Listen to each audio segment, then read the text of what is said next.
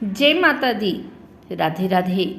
आइए सुनते हैं चौथ माता की यह कहानी। एक सेठ सेठानी थे। उनके एक बेटा और बहू थे। बहू सबको भोजन करा के फिर स्वयं भोजन करती। एक पड़ोसन ऐसी भी थी जो रोज पूछती कि बहू आज क्या बनाया खाया है। बहू कहती ठंडो बासी। एक दिन उसके पति ने ऐसा सुनकर विचार किया कि आज तो पकवान बनाए जाएं, फिर देखें कि मेरी पत्नी क्या कहती है। उसने तरह तरह के पकवान बनवाए और घर के सभी लोगों ने एक साथ बैठकर भोजन किया। आज भी पड़ोसन ने पूछा तो बहू ने कहा ठंडो बासी। सेठ के लड़के ने सोचा हो न हो कोई बात अवश्य है जिससे कि मेरी पत्नी ऐसा कहती है।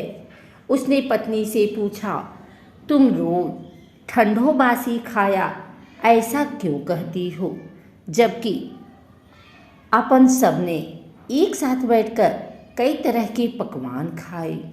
उसकी पत्नी बोली अपन जो खा रहे हैं वह बाप बूढ़ों की कमाई है।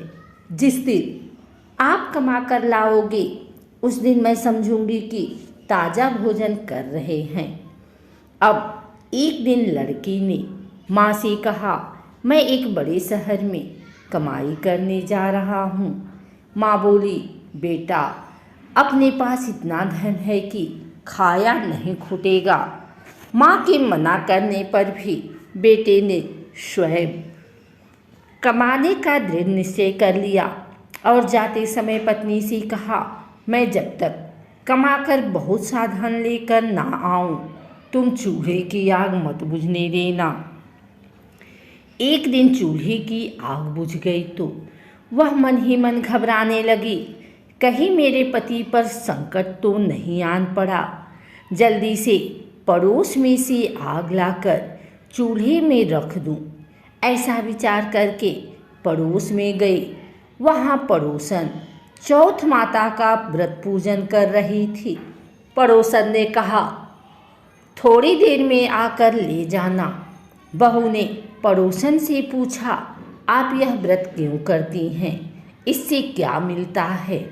पड़ोसन ने कहा चौथ माता के इस व्रत को करने से अन्न लक्ष्मी मिले और अपनी मनोकामना पूरी हो।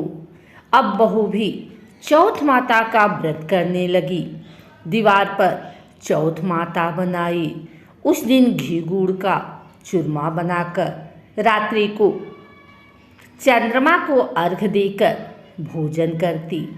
ऐसा करते करते बहुत दिन हो गए। चौथ माता ने उस बहू के पति को सपना दिया कि साहूकार का बेटा तू जागे की सोवे, तेरी पत्नी बहुत याद कर रही है, घर जाकर उसकी चिंता मिटा। तू दुकान खोलकर कंकु केसर का पकलिया बना के बैठ जाना। आज तेरा हिसाब किताब चुकता हो जाएगा।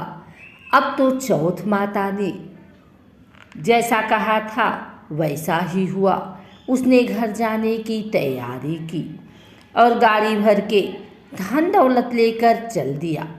रास्ते में एक बड़ा सा काला नाग फन फैलाए बैठ गया और कहने लगा आज तो मैं तुझे डसूंगा, छोड़ूंगा नहीं। आज तेरी आयु पूरी हो गई है। सेठ ने लड़की से कहा आज चौथ माता ने मुझे सपना दिया तो मैं पत्नी से मिलने घर जा रहा हूँ। वहाँ मेरी पत्नी बहुत चिंता कर रही है। मैं उससे मिलकर जरूर आऊँगा, तब तुम मुझे डस लेना। नाग ने कहा तुम शपथपूर्वक कहकर जाओ तो मैं तुम्हें जाने दूंगा, परंतु लौटकर नहीं आए तो तुम्हारे घर आकर मैं तुम्हें डस लूँगा। इस प्रकार सर्प को वचन देकर वह अपने घर पहुँचा। वहाँ सभी से हंसी खुशी से मिला और भोजन करके उदास होकर बैठ गया। उसकी पत्नी ने उदास होने का कारण पूछा तो पति ने काली नाग वाली बात बताते हुए कहा, यदि मैं उसके पास नहीं जाऊंगा तो वह घर आकर ही मुझे डस लेगा। पत्नी बहुत चतुर थी। उसने कहा कि आप घबराओ नहीं, लेट जाओ, मैं एक उपाय करती हूँ। पत्नी ने कमरे की 7 पीढ़ी धोई। पहली पीढ़ी पर रेत, दूसरी पर इत्र, तीसरी पर गुलाल फूल, चौथी पर कंकु केसर, 5वीं पर लड्डू पेड़ा, 6ठी पर गादी गलीचा और 7वीं पीढ़ी पर दूध का कटोरा भरकर रख दिया। इस प्रकार वह 7 ही पीढ़ी सजाकर बैठ गई। आधी रात होते ही नाग आकर पीढ़ी चढ़ने लगा।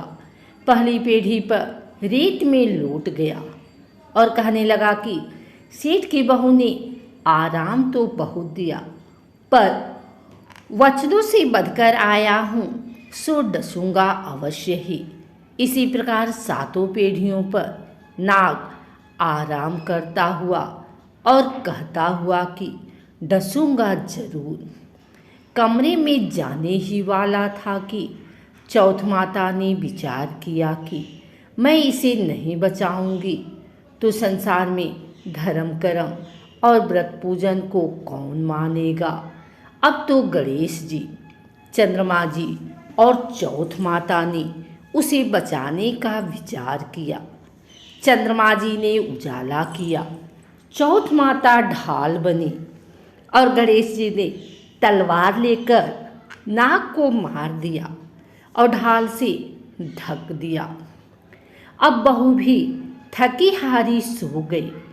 दिन उगा तो लोग बेटे से मिलने आए, परंतु बेटा बहू तो उठे ही नहीं थे। बहुत देर हो गई तो माँ उन्हें उठाने गई। माँ ने 7 पीढ़ियों पर जो कुछ देखा तो बहुत घबराई और बेटा बहू को आवाज़ लगाई। बेटा बहू उठे तो देखा कि एक ढाल तलवार वहाँ पड़ी है। अब ढाल उठाई तो वही काला नाग मरा हुआ पड़ा है। बेटा बहू ने सोचा कि आज तो धर्म कर्म ही आड़े आए, जो भगवान गणेश जी और चौथ माता ने अपनी रक्षा की। हे चौथ माता, आपने जैसी सेठ के बेटे बहू की रक्षा की, वैसी सबकी रक्षा कीजो। बोलो चौथ माता की जय। अगर आपको हमारी वीडियो अच्छी लगी हो तो इसे लाइक करें, कमेंट करें, शेयर करें।